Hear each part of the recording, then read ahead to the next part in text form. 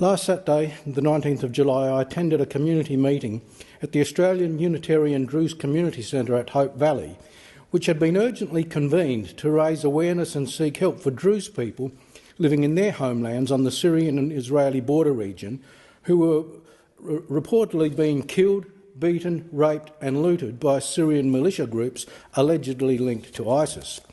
I believe similar Druze community gatherings took place in other cities in the eastern states. Druze people are of Arabic heritage but do not identify as Muslims. Although they can be found in substantial numbers in several countries, the largest populations are in Syria, Lebanon and Israel. In Australia, they are a minority group, but their presence here dates back decades. Many of the people who attended the forum were visibly distressed at reports and video footage showing family members and friends, including women, children and the elderly, being horrifically attacked.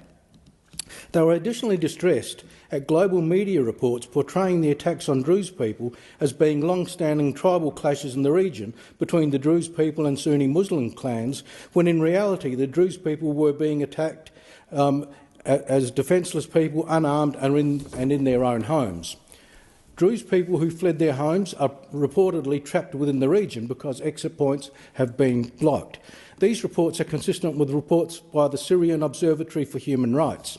Understandably, armed members of the Druze community in the Sweida region engaged in military clashes in defence of their people and in retaliation, but they claimed they were not the aggressors, but responding to what they refer to as an act of ethnic cleansing or genocide carried out by Syrian militia with the tacit complicity of the Syrian government. It was only because of the Israeli intervention that a temporary pause in the hostilities occurred, but even that has left the Druze people in fear, feeling under siege and completely vulnerable. In summary, the Australian Druze community are seeking a stronger UN intervention, an investigation by an independent body into the attacks on the Druze people in Sweida, protection by the Syrian government, and the recognition of Druze people as having centuries-old ties to their homelands and their right to exist. I'm not on the ground in Sweida, and I know there are conflicting reports about events in the region.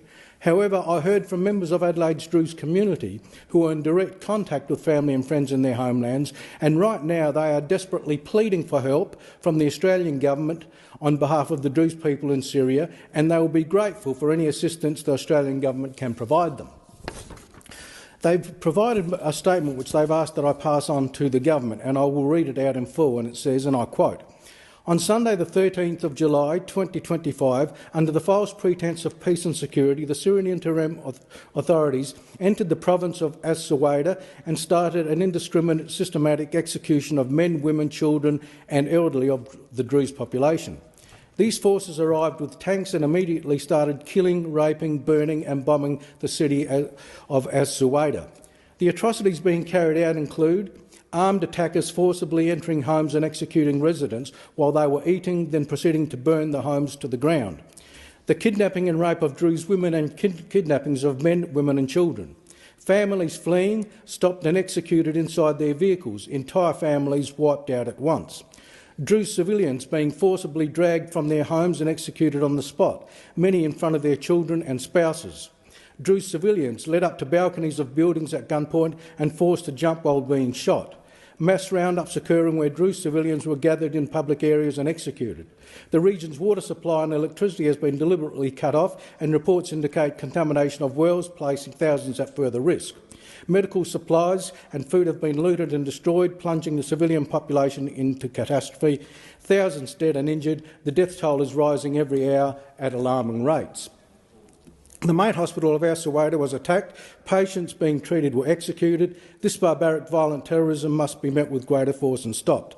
These violent acts are not just violations of basic human rights, but an assault on the cultural heritage of a unique and ancient people and international war crimes. We call on the Australian government with a heavy heart. Urgent action is needed immediately. We demand medical supplies, food and water and financial aid to help with the displacement, safety and security of the people of Sweida. Condemnation is not enough. We need to act now. Mr Speaker, I have written to both the Prime Minister and the Minister for Foreign Affairs about this matter, and I draw the House's attention to the statement from Australia's Druze community.